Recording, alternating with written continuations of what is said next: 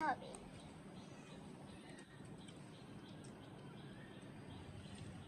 আহ, কেমন গ্রানটা বেরোলো না।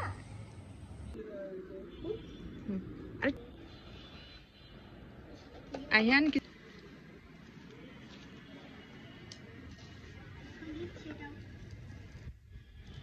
রান্না হচ্ছে না, সুন্দর রান্না না রান্না একটু হলুদ দিচ্ছি আমরা অল্প করে।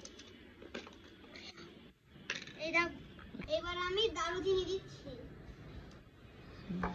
দিচ্ছি এই যে ওয়াশ করলাম বলো আমি এখন ওয়াশ তেজপাতা, সেই তেজপাতাটা এর মধ্যে রাখতে হবে, তাহলে ভালোভাবে আমাদের খিচুড়িটা রান্না হয়ে যাবে।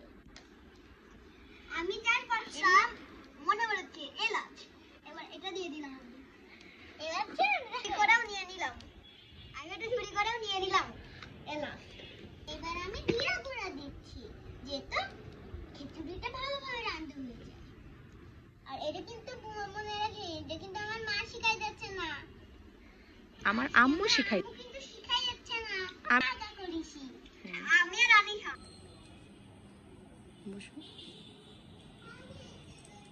আমাদের খিচুড়িটা আপনারা যদি দেখতে চান তাহলে আমাদের মজার টেস্টি খেতে লাগবে।